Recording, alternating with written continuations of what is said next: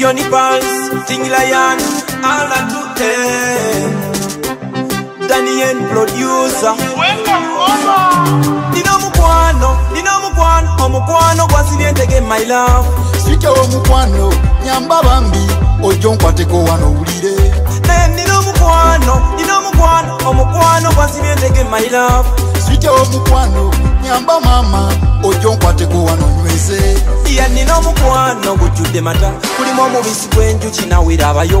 Ndiruwombo lwa nkoko najulabuka, dikatiko kabala siri kinyolwa. Nakulira wagaziza bonabona, ate nakuzibwa mama nempisa nina. Wadde nejejo siringa abo abasajja batafwayo. Lera wirono enjali biroyo, mwena nabachanga nakunakuna. Switch omukwano, nyamba bambi, ojo nkwateko wano ulire. Nino mukwano, omukwano gwasibye my love. Switch omukwano, nyamba bambi, ojo nkwateko wano nyweze. Bino bye twerumaluma netunenengana mukwano kolinde kawunze nfudde. Yalunaku luli kyalutya yakiriba kiki lavuyo ndijiwaniko obudde. Lawe ekigambo njogera kimu n'emikwano gyo bonna ndibagamba kino nswadde. Yate ndiddukira ulira yekweka wakuba olibo ndabisiza nga mpewuse. Bwe nkunyiiza mukwano tono bayi. Oli ku Magala TV Mega Vibe Show buli lwakusatu nakugamba nti ekintu kibeera kiralamu koko MC Benwanga bulijjo nze nkuweereza program eyo ku Magala TV. Nakugamba genda yo bugenzo subscribing nawe ayagala interview osobola commentinga obo tuterayo namba yo oba okutu WhatsAppinga ko ye namba yaffe etambula omukasipro tujja kuba tukufuna bulungi nnyo. Amwebale nnyo okubanga mutugoberera bambi Magala Fans Group mwebale nnyo. Agenda kuzomwezi 14 MC Benwa agenda kubeera Dammam City mu kibuga ekikulu ekya Saudi Arabia. Tuyinayo okukko Valentine's Day party ga mwana mwala makidanga DJ Amite yagitegese kiriya vibes nga bulijjo bebamu kubataddemu omusimbi era kigenda kubanga kyanjawulo nnyonyo ku lunaku olwo kuyingira 50 riyal abatesinga okuchakalaba n'abali awo abali mu kibuga Dammam City batumiddeko nnyo. Nzize ne bana balenzi bano bayimba babiri bagenda tubuulira bazze kumenyawo baani Science of Baraba Tusime Basanga muganda wange Liana and Lioni. Yeah. Liana and Lioni. Liana and Liani. Oba Lioni. Lioni Palos ne Ting Liani. Temungatta. Omukati gwetagala yogere. Kali. Gwe Liani. Nze Lioni Palos. Gwe Lioni. Yeah. Kati gwe? Ting Liani. Ting Liani. Yes. Social media mukiwandika mutya? Zakati ku social media tukozesa R2M oba Lioni and Liani. Naye mubuzabuza abantu. Naye oli just try twakifunzaamu nti R2M kubanga Lioni R then Liani nayitanisa R. Kati neziba R2. Kati R2 then netugatako M. Tetukola R2M Lioni and Liani music. M stands for music. Kale MC Benwa Mega Vibe. Akakati mweyanjulira abalabi kuba mbadde just jagala kumanya nze mbere comfortable. Weyanjire gwasooka. Abalabi fa balungi aba Magala TV. Amanya n'eddoboozi bampita Lioni Palos okuva mu R2M. Nyine essanyu lingi nnyo okuba nti nkyaziddwako ku studios za Magala TV. Ate nga Benwa yankyazia MC Benwa owakabi nga yankyaziza ono mwami munene nnyo si wakusaaga. So mwebale nnyo mwebale ddala process gye mwayitiddemu okutuuka ku mwami ono sikyakusa era oyina n'okufukamira ne weebaza bw'obanga ofunye omukisa ogukyazibwako wano. Endongo oba kitegeeza oba otandise okubanga akati mubufunze bagambe nti olaba ekimera ensigo bw'ogikwata n'ogiziika mu ttaka etwala ennaku zayo eziwerako okuvaayo ati ekijanjalo bwe kijja bwe kiti katugatwale ekijanjalo kale wamma weyanjulira abantu abalabi ba Magala TV amanya n'eddoboozi yenze Ting Liani. Ting Liani. Yenze. Nawejombira ayogera. Ate eriri eryaddala eriri ku ndagamuntu. Ali nazaali doweza fulumira. Endagamuntu za mulembe gwa zine zibeera expired zawa ne Uganda. Nali sinnakula nali nkyali muto. Yali tannasala. Bayize tuli bato. Mirevu gino gira kulaba bino naye nga tukyali bato. Mabujje. Kale bw'ogattagattamu era omuto. Tasatayitira wa 18. 18 yesalirawo. Bezagira twali tetunaba.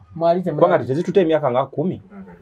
Ndowooza nagwanga nawulira abafunako 2018 mali tetunaweza myaka egyo gikirizibwa funa ndagamuntu sikiwakana abaana lunaku zino muyina ya big pig nedda si big pig just kulya bulungi kakati endongo muli balongo era bwotulaba era tuyita balongo kizibu twawula nti ono yani ono eriyoni kati ebyaddala muli balongo ebyaddala tetuli balongo naye gwe tukufaananidde ki nze nange yensonga kimbuuziza muli balongo ansi eri simple Katonda alina byategeka nga bifaanagana tobeerangako wano e Kampala n'ogenda e Masaka n'osanga yakufaanana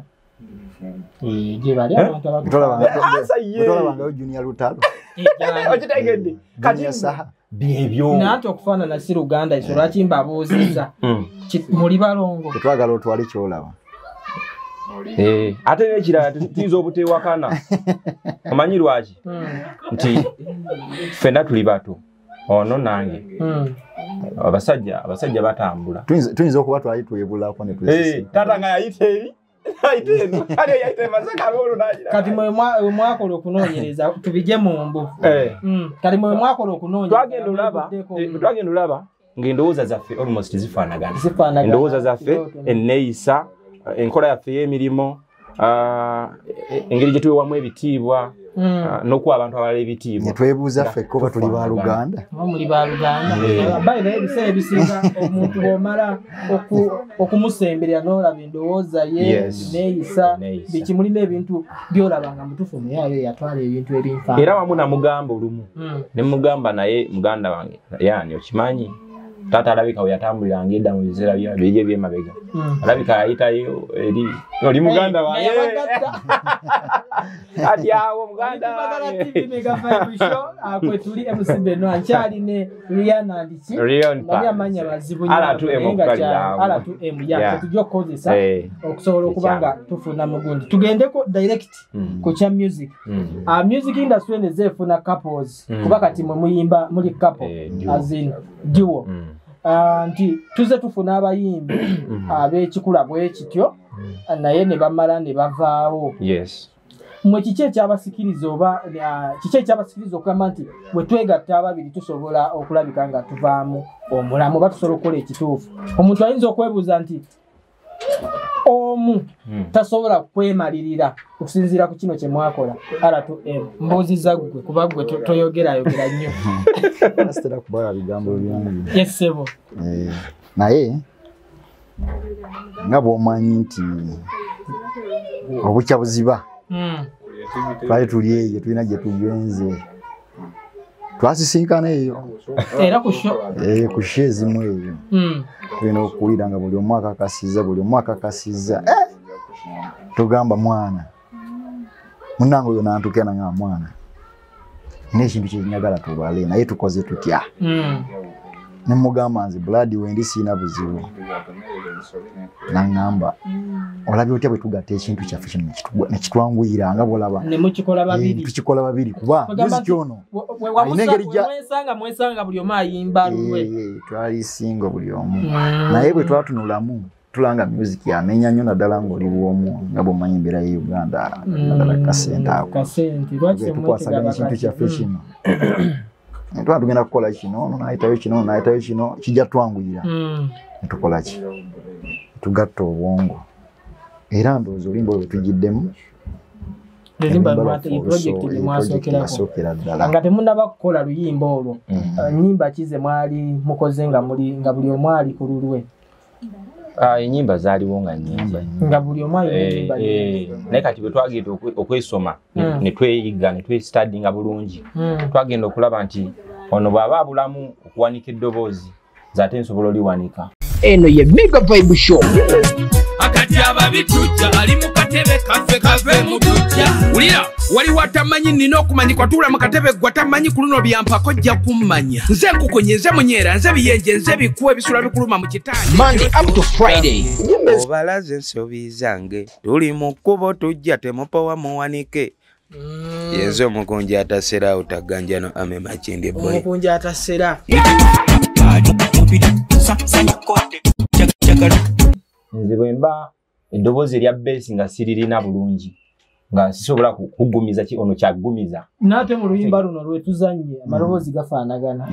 Kubanga gwe mwennyini gwe wangambye buli kimu twegwako nga kifaanagana kati nange mpulidde nga amaloboozi gafaanagana. Era bw'ogenda okupima okuweyinga amaloboozi ago osanga nti mulimu erizito nnyo ate mulimu eriwewuka ennyo. Kati erizito lyani? Erizito. Era bwe tuba twogedde bwe tugamba ani ayogera bass sooka otugambe buli omu ayogere. Baba. R2M R2M. R2M.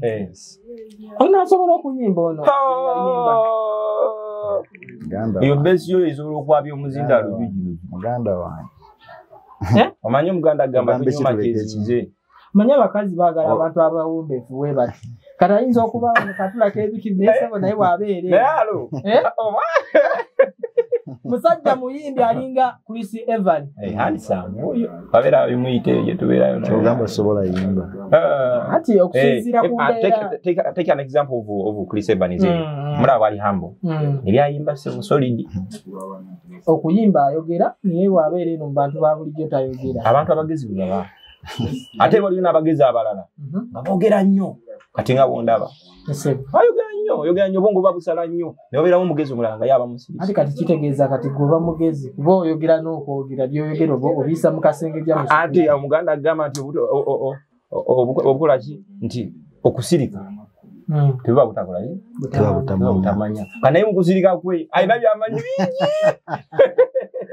R2M amutandika ddi okugamba nti katwegatte tusobole okuba nga tuweereza eggwanga? Twakatandika wano jjoli abalamu ndowooza 2024 mwaka guno gwe tuwulira gwawezi ne tukola eyo tulukozebwa 10 yembi eyo ne vidiyo nga kibulamu vidiyo eyo yusi vidiyo era banaye abalabi abamagala TV tubategeeza abagirabye vidiyo eyo nti eyo visualizer visualizer visualizer teba video just oluzungu sagala kunjijanye yogero oluganda kale ekyo kibanga ka video akayambo kuma oluyimba akakuma audio n'okumutambuza naye nga si official video kyamalawo sente meke akasente kagenda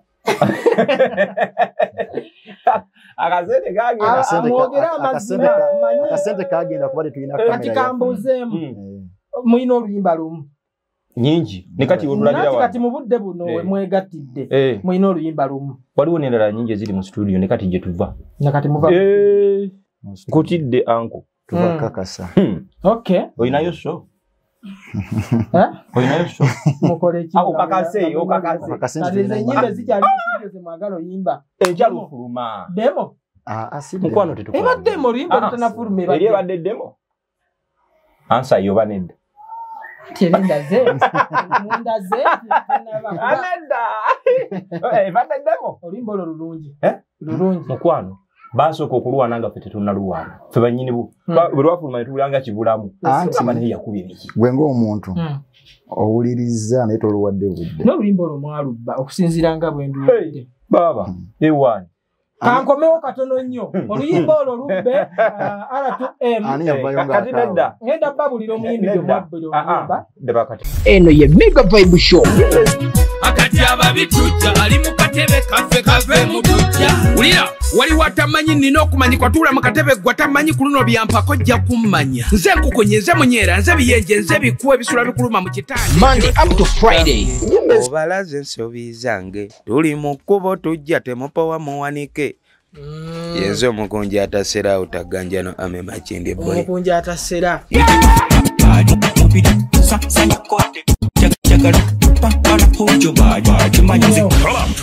akale amukulike eyo mu bulango bw'abakama baffe nakugambye nti ng'ennaku z'omwezi 11 ogwokutaano tulina talent search NL Media tujja kuba tubategeeza nga 23 wawe tugenda okulabika nga tumiiti nga bayimbi mwenna muyitibwa buli muntu yenna ng'olina talenti oyitibwa ku lunaku olwo nga 23 omwezi guno ogwokubiri tusobole okuba nga ekito kikwasaganya tusobole okuba nga tuzula talenti ankyali ne R2M abamu ku bayimbi batandise mu mwaka guno kuba batandise mwaka guwedde naye ate tuyinza obbawa guno kuba gwe mwaka gwe bali serious balaze nti bali serious naye lwakuba obwa serious bwabwe kindaze nti ate bazze mu bikoppe si bwe kiri ssebo edda muganda wange oluyimba luno nina omukwano mwalubba kwani okkiriziganya nange oluyimba balubbanga babba muwogo mu nnimiro anedda mwabba erinnya ly'oluyimba nina omukwano eryani bw'ogenda ku Google n'oteekamu nina omukwano nga music tolina luyimba lwonna lwozangayo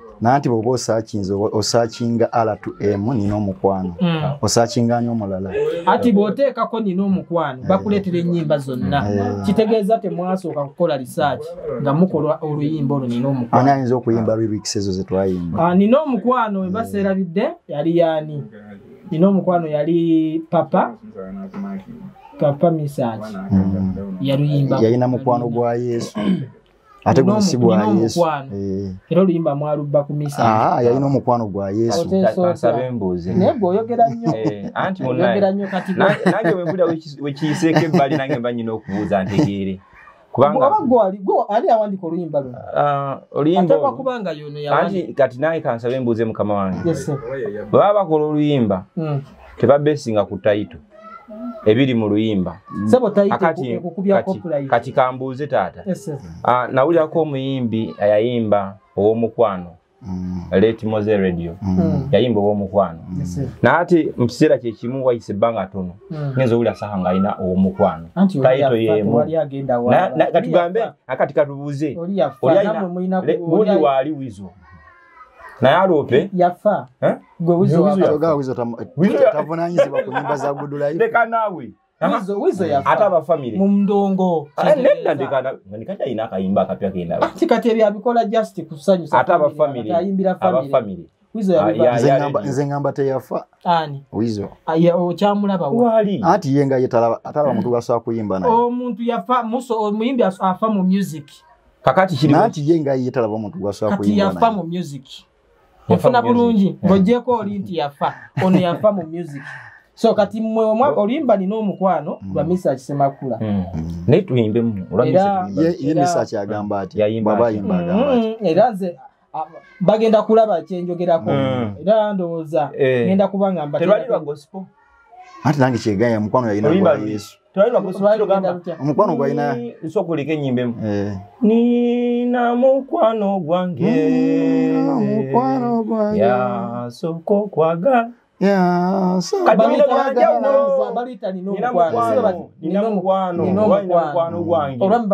olwaffe nina omukwano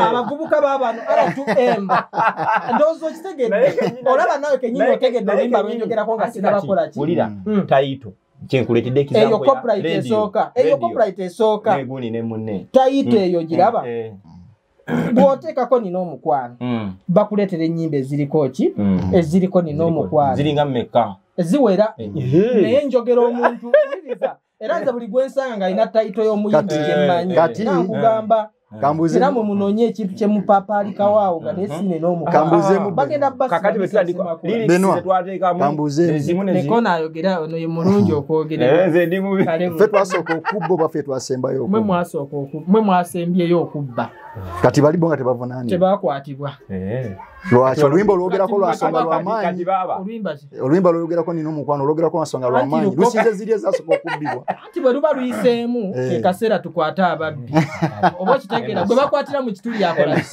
kambuuzi akati oluyimba luno luyiseemu bwani nze Rion Pals webale nnyo gwe lwamaanyi ono yasinga okwogera ennyo papa yogera ate ogamba muzeyi Misaki oyo taata ate taata bagaye tasakusi taata tasobola siba mwana ate talina wansibira lyrics eziri muno size eziri muli olimba batani n'omukwano olaffe walidde bwe tutambula yimba mutu yawe nina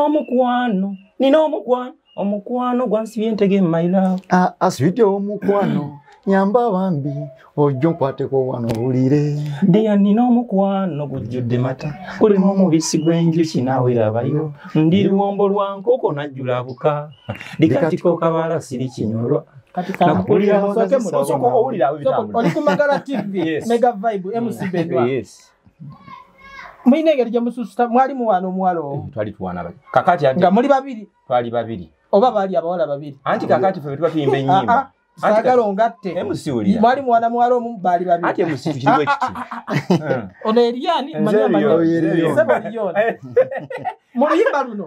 Mwali muwana mwalo mu mwali muwana bawala babiri. Oluyimba luno kiddamu. Fwe bwe tuyimba oluyimba. Nze bwe nyimba oluyimba si luyimba nga nze nga lweyimbira. Olina omukwano gwo girlfriend wo, ono alina wowe, nze nyina owange, oli alina wowe. Kati mwali babiri mwegatta mu luyimba lumu. Ate twegatta. Message. Twatula mu nyimba zetuyimba sizaffe. Nze nyimba oluyimba ne tuyimba oluyimba ne Rayani. Gwe ng'olina ka girlfriend ko kaga. N'olumuweereza. N'ogenda n'olukasindikira. Nikakkiriza okawalira yino omukwano gujjudde. Abalabi ba Magala TV njagala okubeebaza banne mugende maaso n'okushare. Ate tukimanye bulungi nnyo.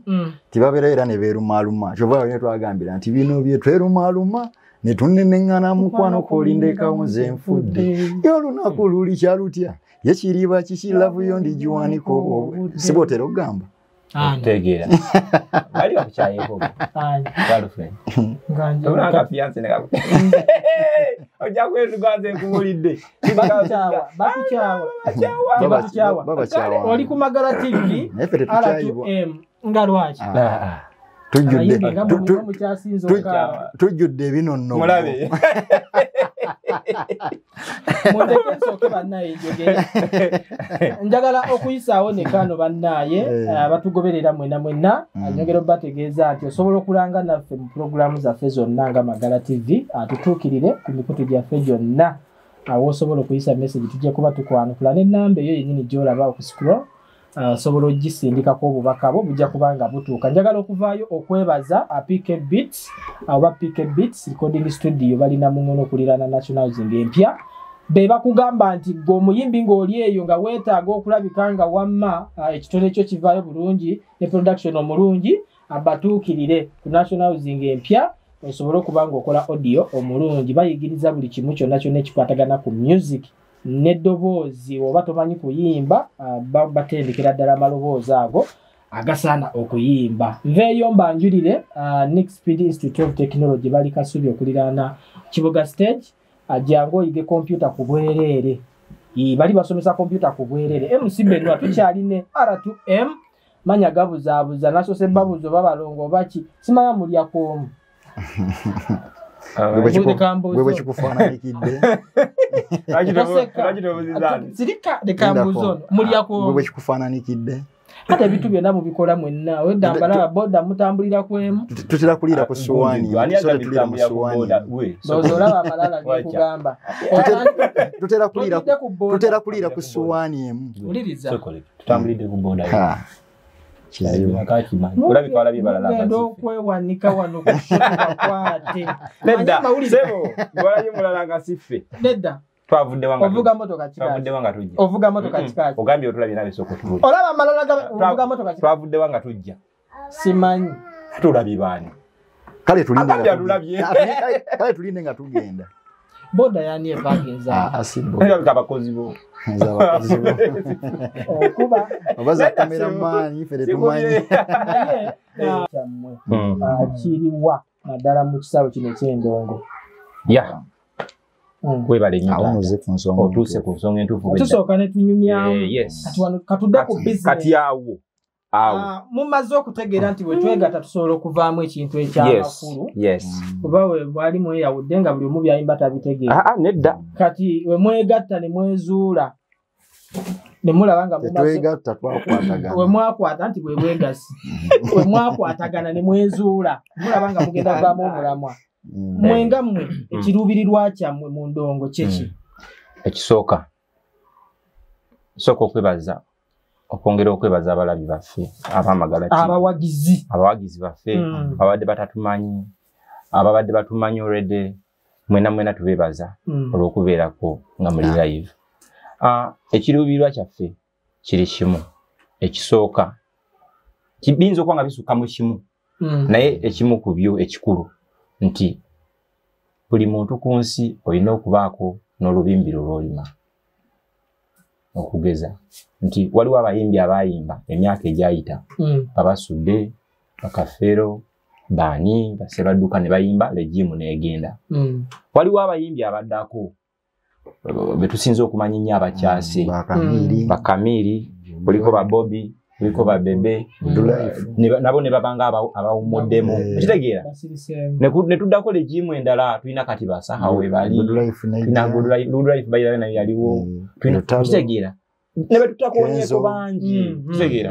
Naye ekyo kyonna kitegeeza ki kinkugira examples ezo nti buli muyimbi abazzeewo aba agattako ttafaali ku music industry bataze kujjawo tetuliwo kusaanyaawo. Kati mwe ekirubiri target mu ndongo nti mutunulidde kuleeta message mu bantu bamuze ku kiyite ntya kusaanyaawo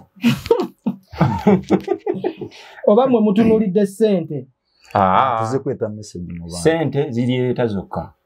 Kyetuliko kati tukomyawo kifaananyi kyasooka emabega kubanga nze ondaba ati mudde mu kadongo kamu nedda ate bonna bayimba emabega bayimba akadongo kamu nedda baaba bayimbanga style. Waliwo Mr. Kimusajja wadda Geoffrey Lutaya bayimba ne Kamiyo wadda basajja bayimba message babebe bagiyimba Bobby Wine yagiyimba ekitegeera bayimbanga message era bamala ne basomesa bwe tudda mu bakyala nti lobeerawo n'empuliriza babeti mpologomo oyo Juliana ba Irene bani golo ya mweriwa golo kyentegeeza mu ndongo eno gye mutandisa ababiri golo ya vele kusomesa gwanga sente zinajja luvannyuma twagala kumya ekifaananyi kiri kwanga endongo eri twagala okwogerwako ng'apa sirikambuze kono oluyimba nina omukwano omuntu osobola munnyonnyola otya oluyimba olwo ne mwayimba nze nganzi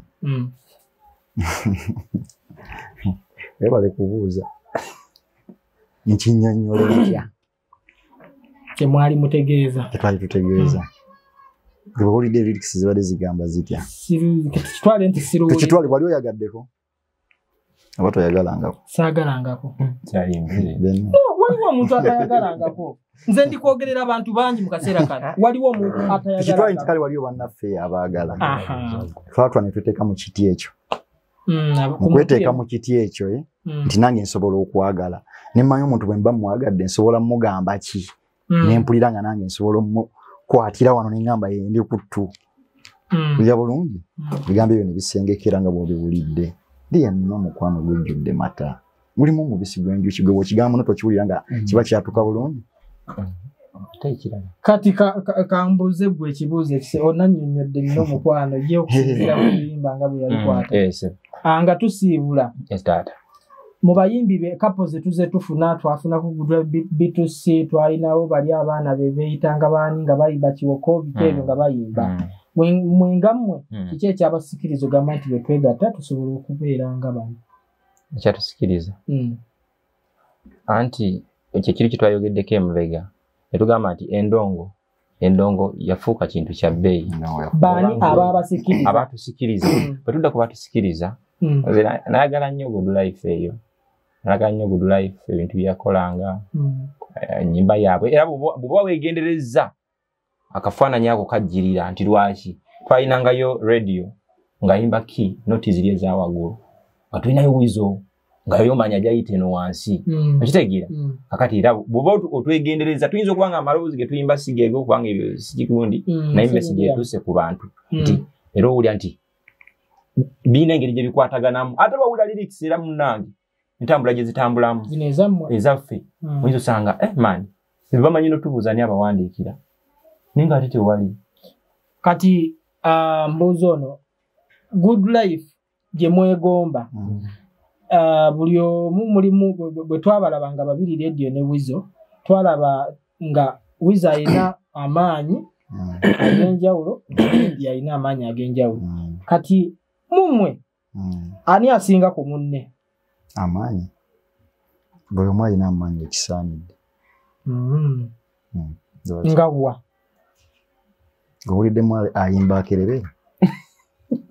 Azin mu kuwandiika music oyo. Buli omu awandiika. Buli omu awandiika. Mu ngeri ki? Era ojja gimanya.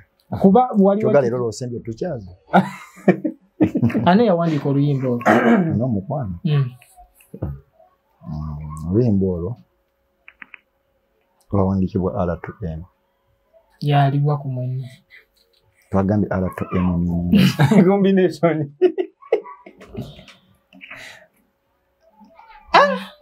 R2M. Anti wagambye so. Mwatuula ne mugatuulire ku kintu bwe kiti ku lunaku lwe lumu. Oba omu ye yaleeta ekirowoozo. Kati ebusi. Kansalinko ngatangaze mwaka. Ndabise.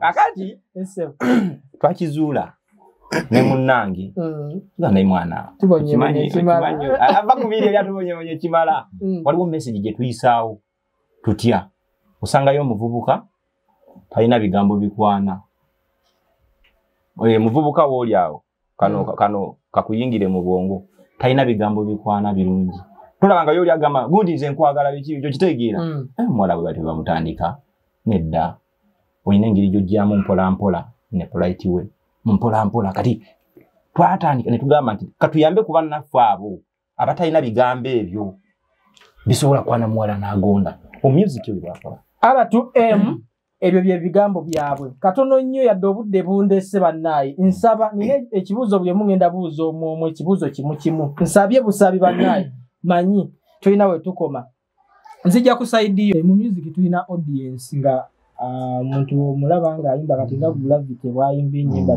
zensinga okwagala babandi kati gwe mwenga mmwe R2M audience yammwe eriki yakikula ki eky'abantu audience yaffe tuyimba era tuyimbira okuva ku mutondoza paka ku mukadde asemba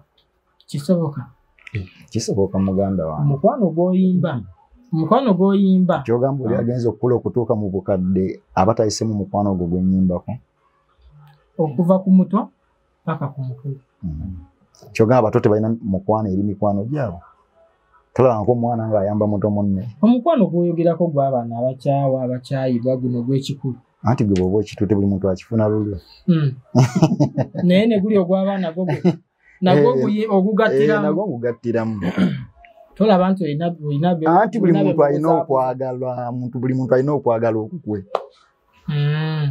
mu nnyimba ze muyina katono nnyo sooka otusaba okolireko abawagizi basobole okuba nga bategeera ekijja paayo ennyimba nga bbiri mu nnyimba ze muleeta mu guno omwaka waliwo olusoose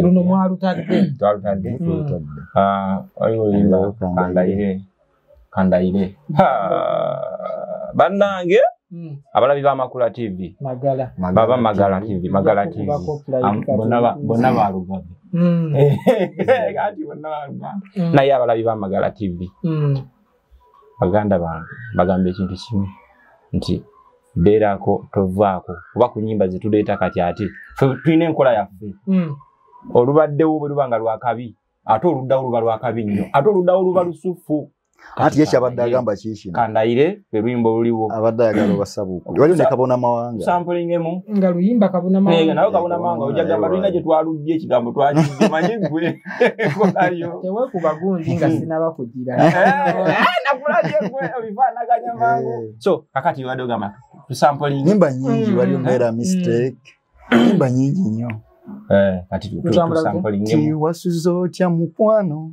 nange ndyeno omutima gulumayi sonywa sula nkulota kulaba otudde ng'emboozi tunyumyayi ekindeetera okulwala ngendo sisimuka nga sikulabako manya bino maddaali ningampuliranga kadongo kamu maama nedda ssebo Nedda sebo. Style. naye ate oyo lero Kadongo kamu gwe document atambula bwatyo kadongo kamu temumbuza. sweetness y'ebigambo fitwagadde kuwomerera Tulo kya mukwano kusomero babu. okuwoomesa Mukwano. Nedda Kadongo kamu banaye temumfuulira ddala atategera music. Nedda Oyo sebo. abakadongo kamu. Kale okwo kubadde kusalawo okwo. kalongamu Linda bafaananyi baffe bajja kukugulira. anko golulu olutegereddewa Kandi oluyimba Lindako. Olina management. Tulina management. Mulina? Tulina manager waffe. Mulina manager. tulina manager twagalako management ndala bonna abajja tubaaniriza Kati awo mugatta era tugatta kati mwe muli bali yake. ate batya Tosobola kuŋŋamba nti olina management ate n'oyagala Anti manji bagamba alinawo yayongerezebwako tokamanyako ekyo mwakikopa ku baani mu music. alinawo yayongerezebwako Mbuuza mwakikopa ku baani. kubaani kugeza abayimbi bano abanene balaba abebweru abo abayina gye bayita brand ogimanyi Brand abanga lebo ng'alina lebo namba nga sebo tongatta. Mulina management. Tulina manager. Mulina manager temulina management. Kati ekyo kyenadde njagala. Ekyo kyenadde akati njagala. management naye bw'ojja mu management tukwaniriza Ogambye olina manager tolina management. Ate lwaki onsindika mu management? ate kati gwe beri mu management nga Ndeka asiibule abaana bano bannaye mundeke. Njagala buli omu asiibule. Okitegeera bawadde eddakiika emu. Njagala ntandikire no siibula abalabi baffe mubabulire na kiki kye mugenda okubaleetera. Abalabi mwenna abamagala TV tweyanziza nnyo mukisa guno gumutuwadde tukyazaako wano ssebo muganda wange. Mubadde mukisa gw'amaanyi nnyo ogwo. Ekisangika. Amanya n'eddoboozi Tingi Ryan okuva mu R2M. Tubakakasa si kubagamba wala tubakakasa. Mwongere mugyekuumireko Magala TV. Tukyaleeta ebitereke ebiwa omwenyenyenyenyo. Era tujja kuba tubireeta. Bisingako ebyo bye muwulidde. Rion Paris. Mukama wange MC Benoit nkwebaza olw'okutuwa omukisa guno ogw'amaanyi. Omanyi ayimba freestyle. Okutukyazaako wano. Ebyo bintu twaza nze ndi. Nazaalibwa mu Siibula mu freestyle. Bannange oli wa mugaso gwosinga mukwano. Baby nkutaddeko akapande. Likyana kyatuleera gwandaga gye ŋŋenda. Leka nguteeke ku kalenda. Nizana n'ekiromberawo nga nkulize. From Monday up to Sunday. Kukwateko nkutwaleko buli bw'ogamba. Naye wanteeka mu kitimba. Oli wa makulu osinga ne kaleega. Kuba omutima mwegusiiba. Naye bwe nkulaba amaaso ne gamyuka. Bannaye abalabi baffe abamagala TV mwebale kubaayo amanya Rion Paris tubasaba obuwagizi bwammwe. R2M mutuwagire mutwanirize tuli beetegefu okubaweereza. Tubadde ne R2M olunaku olwaleero ku Magala TV Mega Vibe Show bane mutugoberere ate nabo bennyini mubagoberere betaaga buwagizi bwammwe genda ku YouTube channel yaabwe eri R2M ziti R2M Rion and Ryan Music osobola okubanga obagoberera olabe na kiki singa babasuddeyo okoko ekipya ojja kubanga ofuna notification ku gundi eyo. Instagram, Facebook, Twitter biki eyo yonna nateeka erinnya eryo ojja kuba bebamu ku bayimbi bendowooza nti bwe banaaba banywezeza obumu bwe bayina kijja kubabeerera kyangu okulabika nga bakola kyate bakulaga nti bakyetaagira ddala obuwagizi gwe wenanga olina akasente tebali bulungi yadde beekaza bawagire mu buli mbeera yonna nkimanyi batambuza bigere naye oyagadde kuba eno ye Mega Vibe Show. akati ababitujja ali mu katebe kave mu tujja ulira wali watamanyi nina okumanyikwa tuula mu katebe gwatamanyi ku luno byampako jja kummanya nze nkukunye nze munyeera nze biyenje nze bikuwa ebisula bikuluma mu kitanje Monday up to Friday. Obalaze ensobi zange tuli mu kkubo tujja temupowa muwanike. Yenze omukunji atasera utaganjano ame makindi boy. omukunji atasera Sanya